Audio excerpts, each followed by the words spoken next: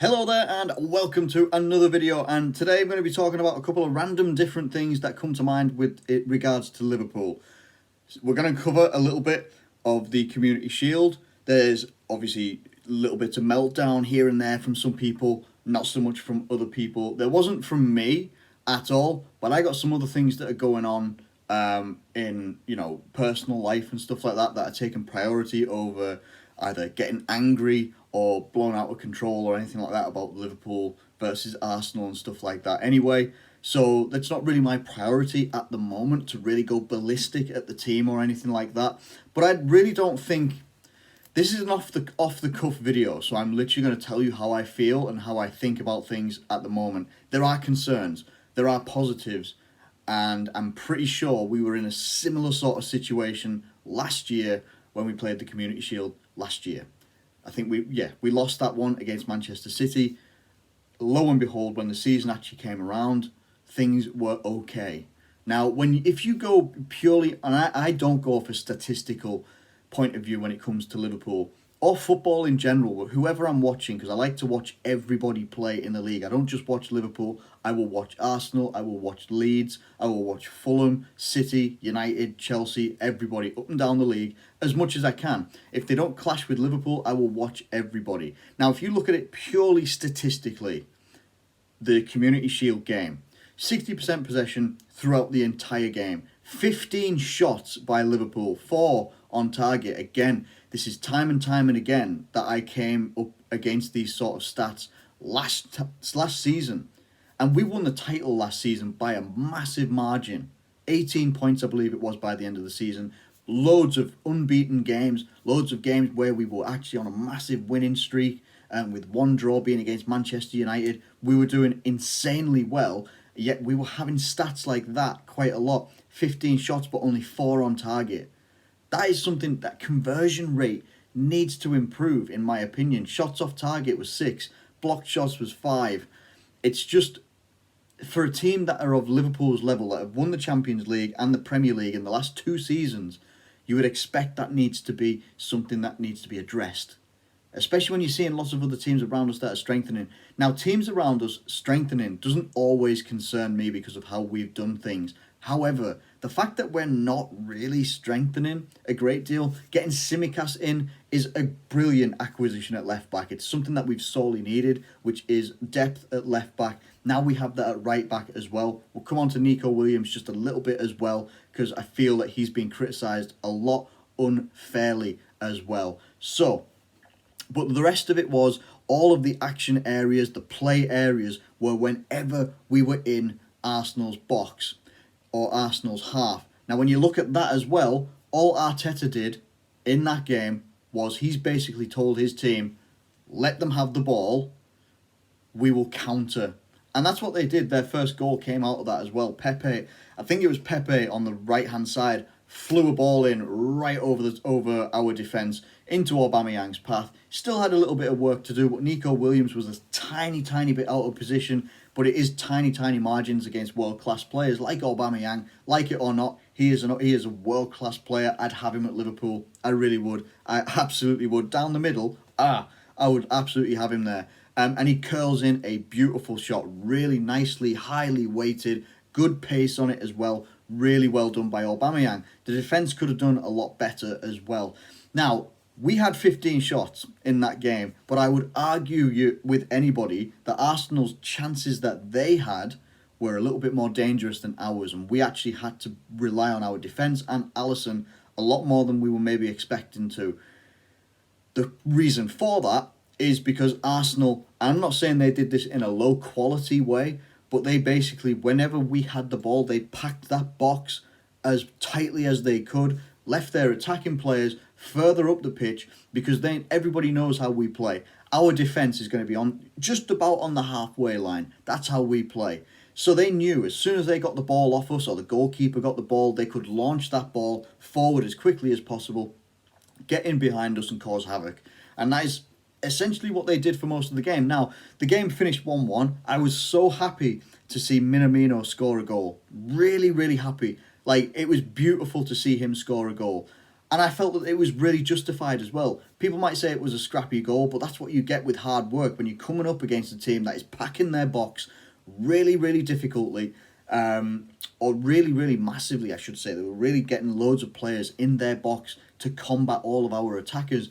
And Minamino comes up with a nice, cool finish, gets his first goal for Liverpool, and I'm well happy for that because he has been probably one of the shining lights of pre-season, and also someone that I've been wanting to do well since he came to Liverpool. There's so much potential for Minamino, in my opinion, to take Firmino's spot. And there's a couple of people that could actually take that spot because Firmino, I don't know what it is.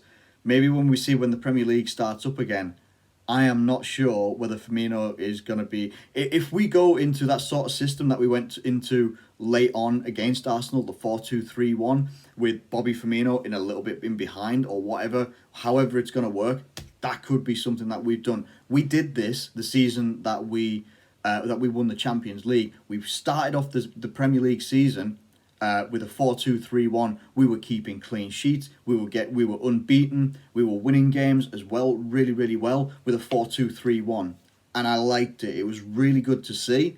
And I think that that's a system that we could really utilise really, really well. You can utilise it really well attacking and also defensively. We also saw a lot of Shaqiri in that formation as well. But I digress a lot.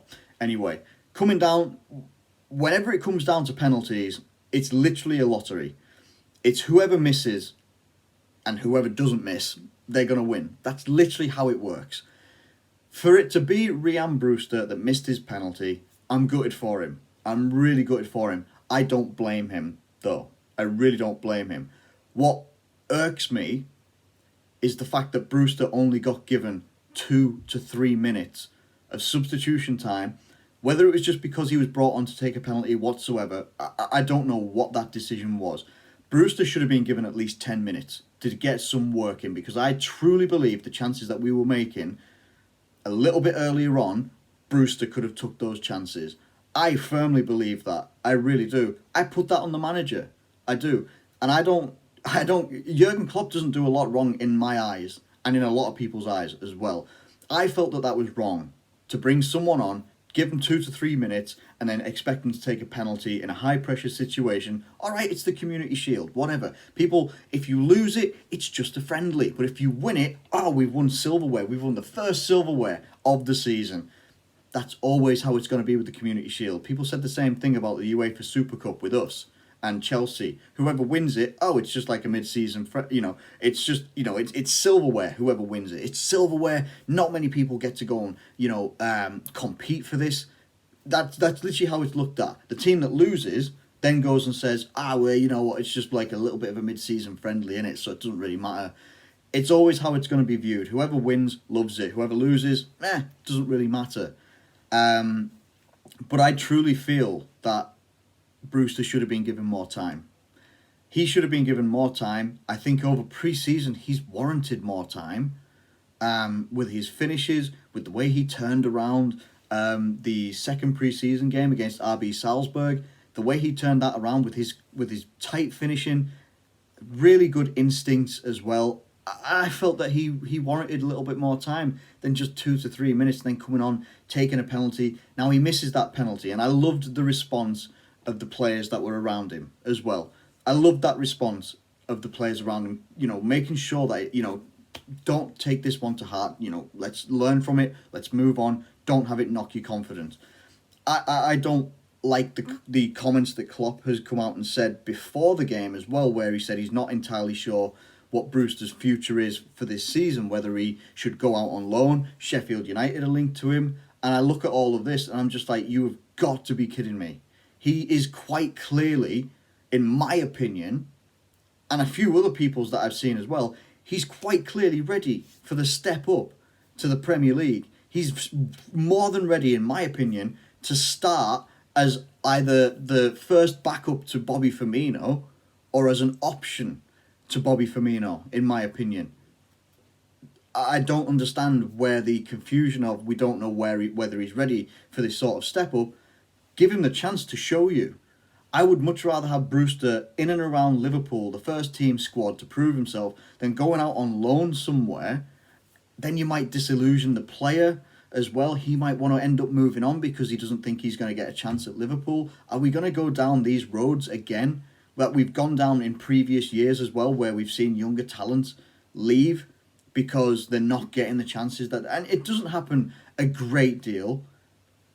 But Brewster, in my opinion, is a talent that should not be wasted and shouldn't just be looked upon as, well, maybe we'll give him a go. No. Let's give him a chance. You can't do more than he did in pre-season with the chances that he was given. I don't understand it. He should be given more time. Now, I also want to come on to Nico Williams. Now, Nico Williams got a lot of stick. You know, on SofaScore, the SofaScore app, he's one of the lowest rated players. You look at who he's coming up against on that right-hand side.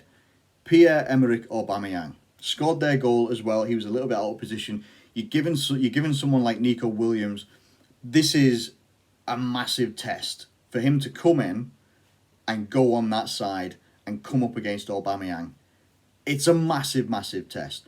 This is something that Williams can take on board as a massive lesson of how much he has to improve to compete with strikers or wingers like that. This should only be something more of a positive. All right, he did not have a good game, but that's not necessarily a negative. It's something that he can learn from. There's definitely loads of things that he can learn from positionally. There's loads of things that he can do in terms of actually covering his man, marking his man, tracking his man, whatever you want to call it. There's loads of things that he can take on board there. He's a young lad. Very, very young lad. You put Trent in that game, I feel that Trent would obviously do a lot better. He's much more experienced. But you get that experience by coming up against these players in games like this. Aubameyang can terrorise a lot of players, whether he's down the middle or he's playing out wide. He can terrorise pretty much almost anybody. Now, what do we do going forward? I am ever so slightly concerned about the fact that Liverpool haven't yet confirmed or put in a bid or anything like that for Thiago. They also haven't necessarily said anything in great detail about Gini Wijnaldum. What is happening with Gini Wijnaldum? They basically said that's behind closed doors. That is between the club and the player. Nothing more is to be said about it. And it's like, okay, that's absolutely fine. Can we please hopefully solidify the player at Liverpool? And then we can all sort of breathe easy. Or if you're going to sell the player, then sell the player. Don't let the player go for free at the end of next season. Let's not have that, or sign on somewhere else in January, and then you've got a lot. Let's not have that happen. We don't want to be going down this road with someone like Gini Wijnaldum, who is so underappreciated. It is absolutely ridiculous. It's absolutely ridiculous how underappreciated he is. People are obviously using the Arsenal game in the Community Shield as a reason why Liverpool need to bring in Thiago. There's plenty more reasons why you would need to bring in someone like Thiago. I don't feel that you need to bring Thiago in place of Gini Wijnaldum. Why not just keep that player at Liverpool who's contributed a great deal and bring in someone like Thiago anyway? Bring in someone of that ilk, of that skill level, of that absolute high level of midfield passability, everything that he's got. Bring him in as well, and he can obviously add to everything that we've got. Because what you get with Liverpool at the moment is you get a lot of hard work. And I heard this on commentary as well about how Liverpool, they work hard. They are a high pressing team. Everything's high intensity. Man City are a very, very technical team, though. And you look at the players that they have to complete that technical level of football that they have on the pitch. And you look at when they had, obviously he's not there now, but David Silva, they've had Kevin De Bruyne, they've had loads of midfielders that can help them do all those different passing moves and options as well. You bring in someone like Thiago into the Liverpool setup, immediately you've got someone alongside, say, a Naby Keita, who is able to split the lines and see the opportunities that other players don't necessarily see. It also means then you take a lot of the burden. It would also mean then that the forward players would basically just have to put themselves into position, waiting for passes, class passes through spaces from someone like a Thiago or something like that. That's what they would have to be waiting for. That's all they would be waiting for. It also gives you other avenues, other options as well if things aren't going your way. There's been plenty of examples of that in the past, not just the Arsenal game in the Community Shield. There's been plenty of games last season where we struggled so much. I can't remember if it was Burnley or if it was Aston Villa, where we were 1-0 down until like the 87th minute. Andy Robertson scored and then Sadio Mane scored quickly afterwards with a header, and we won the game 2-1. But games like that could be, stubborn defences, teams that are going to sit back, put 8 players behind the ball and try and counter you. You could have someone like a Thiago, someone of that sort of skill level in terms of vision and passing ability and skill level that could hopefully help you break down defences a lot better. Threading the needle, threading the eye of the ball, doing all of that good stuff. It gives you different options to play with, and that is what Liverpool need to be going into this season with. I personally don't think that we will. I personally think that the team that we've got right now is, with Tsimikas obviously as an option and the younger players coming through, I personally feel that this is where Liverpool are going to go with. A lot of people aren't going to be happy with that.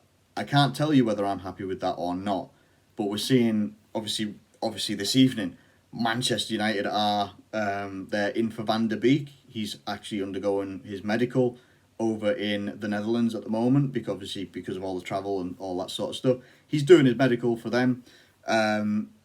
Chelsea are obviously strengthening beyond an unreal level that no one else is really doing.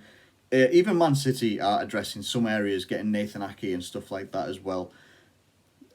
Liverpool can't necessarily go into the season with the exact same team that we've had pretty much for 3 seasons with no additions. There's maybe got to be at least one player brought in, and if that is Thiago, then it's Thiago. But if it's not, there's also links that apparently Thiago is linked to Manchester United and also linked to Arsenal as well. You don't want to get left behind. You don't want to have won the Champions League, win the Premier League the next season, and then come into the season after that. And all I'm thinking right now is I'm looking at the Leeds game. Leeds are going to come at us something rotten. Leeds are going to come at us like wildfire, in my opinion. And if we're not prepared, I truly think that on our day, our first 11 can beat anybody. It really, really can. But we don't want to stagnate and get to the point where teams are prepared for us. They know exactly what we're going to do and they nullify it. That was almost like, we've been beaten by Arteta's Arsenal before, the Premier League season ended. Now we've been beaten on penalties in the Community Shield by Arteta's Arsenal. Is this something that people are starting to figure out? How about we just take a step back and we, take the pressure off and we'll try and counter them? If everybody starts to do this, we are going to struggle massively. If we don't find another option and another way to play, that will also come down to the coaching staff and stuff like that as well. But I just have I will be doing a season prediction video next week. Obviously when the international break. By the way, why the hell are we having internationals the week before the season starts? Could we not have just let the players focus on our seasons first before doing anything international wise? Does it actually benefit anyone? I'm not going to get into a rant about that. I'm really not. But it just annoyed me. I couldn't believe it when no, not going to get into it. No point. But I'm slightly concerned. Normally the team will allay my concerns when the season starts, but I'm just not sure. Let me know what you think in the comments below anyway. It's just been a weekend of pondering things and looking at things, looking at the team and stuff like that. And I just think that maybe we could be a little bit underprepared here coming into the season. They could indeed prove me wrong, and they most likely will, but it's just concerns that I have. I don't know. Let me know what you think in the comments below anyway. I want to do some follow-up videos and stuff like this as well and get your thoughts in as well anyway. Thank you ever so much for watching this video. It's not necessarily the most positive video of all time, but it's more food for thought, if anything, just thought processes going through mind. As I said at the start of the video, it is an off-the-cuff video. So let me know what you think in the comments below. Do you agree with anything I've said, or do you disagree with anything I've said? Please do let me know. Feel free, and I'd love to have a conversation with you in the comments as well. Thank you ever so much for watching this video. If you have enjoyed it, please do like it and subscribe if you're new around here. Thank you once again, and I'll catch you later.